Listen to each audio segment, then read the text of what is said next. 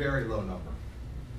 If I do this calculation and the percent that I get out is less than 5%, then what I just did, skipping through the quadratic, is perfectly justified. If you would try this rule, get a number, do this step, and this comes out to be 6%, gotta go back to the quadratic. It's this making sure that essentially what they're saying is the 5% error is okay. We can make up to a 5% flop error, and you're still gonna get a number. If you work through these, this one here is so small, but if you had stuck through the quadratic and went through all the math, the number you're gonna get out is gonna be the exact same thing. So anytime we can get around that anchor, we will. But you just have to justify it. You justify it by just validating it, by putting the number you found over the initial concentration and saying, was it less than 5%? Go. The answer of 1.74.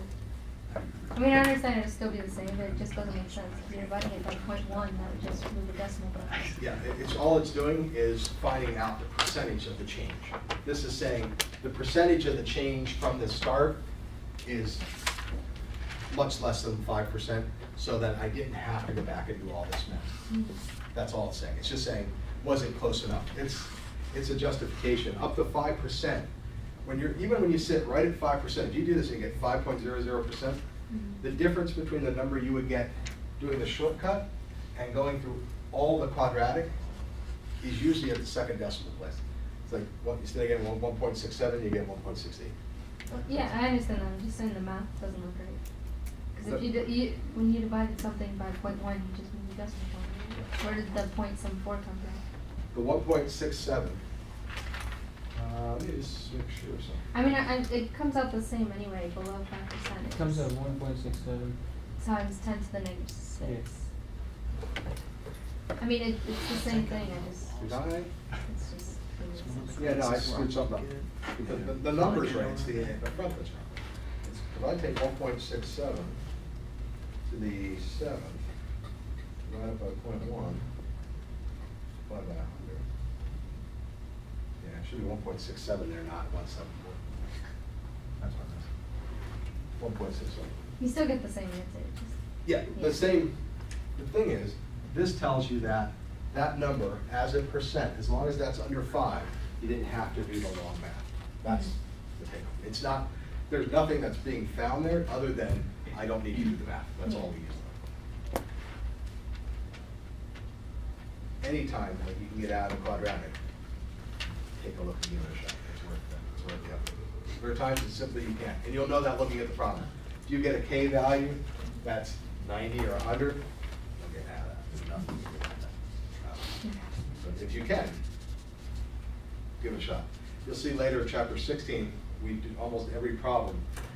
We will give this a shot about 3/4 of the time we can get around that harder math by just doing the assumption that it works. So you get the same number out. Questions? Last thing for the night. Done with the math.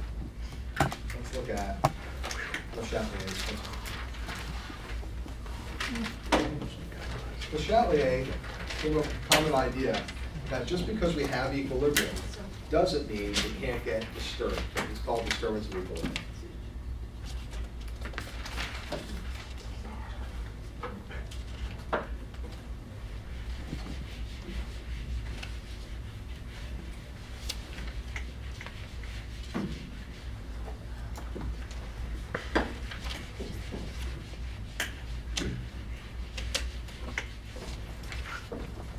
Ch15pt6 came up with the following.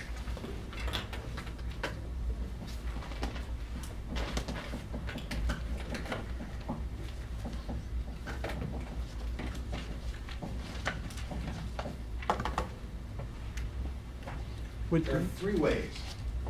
Did we cover something that he did in Chem 1? Yes, we talked about it briefly, disturbance of equilibrium. Yep. Oh, okay. Yep, you come back around. I'll get the longer version of the story, but yes, it did show Hooray. the name. Yeah, you know the name. There's 3 ways you can disturb equilibrium.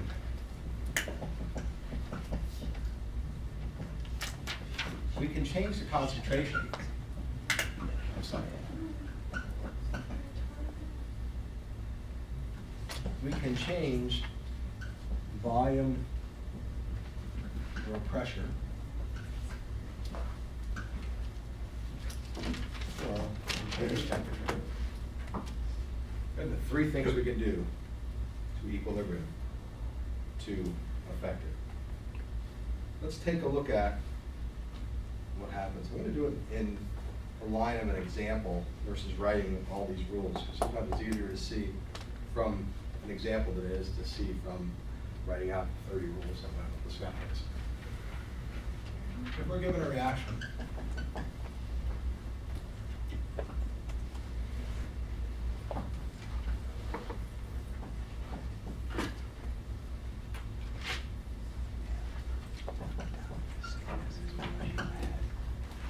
an exothermic reaction where we take sulfur dioxide and mix it with oxygen to form sulfur trioxide. When you disturb equilibrium, equilibriums react to counter what has been poked at them. For example, if I increase the amount of SO2, all of a sudden there's more of that gas available. Equilibrium shifts. The answer to all these, shift right or shift left. That's what we're looking at. Where nothing happens. It's always possible. If you have more sulfur dioxide available, the reaction doesn't like it. The reaction and equilibrium are a shift to mitigate it. They're going to try to get rid of it. So if you all of a sudden have more of this here, which way does it go? It goes to the right to get rid of it. It tries to make product. If you have more reactant, it's going to try to make more product. So this will go with a right shift. Going to shift towards the product. It's going to try to dump it. All of a sudden there's more reactant, I'm going to try to get rid of it.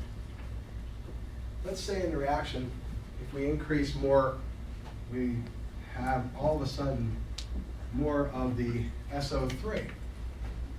All of a sudden, for some reason, the product is starting to build up. What's the equilibrium do to get rid of it? Which way does it go, right or left? Left. Left. Tries to get rid of it, tries to take it backwards. Does a left shift.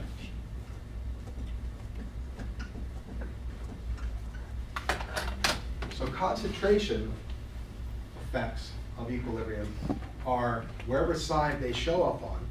If you have more of something, try to go get rid of it. Let's say we have a way that as it's made, we can steal off the SO3. It's being made and it's being stolen. It's being taken off differentially in a chemical process. There, is it going to shift right or left? To the right. Shift to the right, exactly. The most common way that we fix a process is if you can have a way that one of your products, as they're made, are taken out into another system, you can force the reaction's equilibrium. It's always trying to make more. It's trying to make up for what it perceives as being lost. A lot of chemical engineering processes are based on product being made, differentially taken away, and then the reaction continues to add in to make more. Take a look at increased pressure. We increase the pressure on the system, which is the same thing as decreasing the volume. In order to look at that, we have to look at how many moles of gas are present on either side.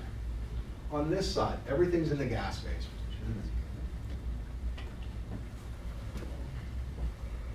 There are, on this side, coefficient 2 and 1. There are 3 moles of gas on this side. There are 2 moles of gas on this side. Increasing the pressure will shift it towards the side that has less moles, which in this case is the right. This will be a right shift. But that will change depending on the equation. Right. Same thing, you're running that same reaction. So if you're running that reaction and you want to shift it towards products, you hike the pressure up a little bit. If you want it to go the opposite direction, decrease the pressure, increase the volume. The effect is opposite. Now it slides with whatever size has more moles of gas. 3 to 2, it's going to be a left shift.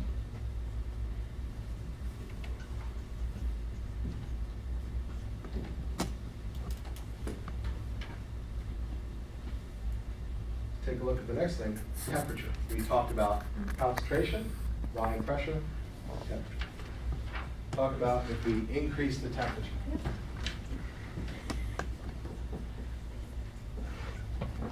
This reaction has as one of its products heat. And you can look at heat just like it's a reactant or a product of the reaction.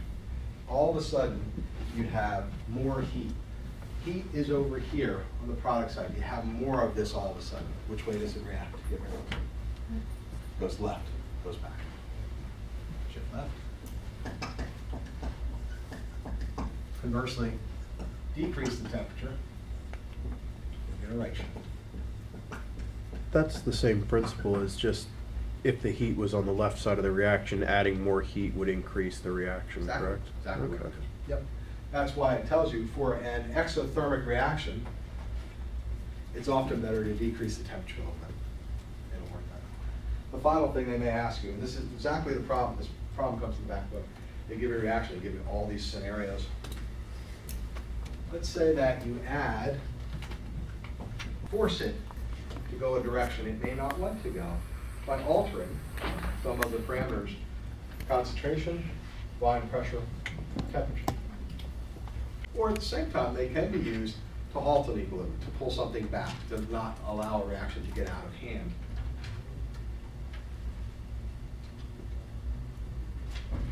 That is chapter 14. Everything that we used here tonight, in 14, will come back around again. I'm going to put up a problem on the board that you can take with you. It's going to be a quadratic. It'll be due next Thursday when you show up here. It's a quadratic problem, just to practice. Hooray. I want you to just get a practice using the quadratic. Tuesday night's lab, you'll have more equilibrium practice. This problem will be due next week. The homework and everything for this is now open. Here's your problem. There's CO plus CO2.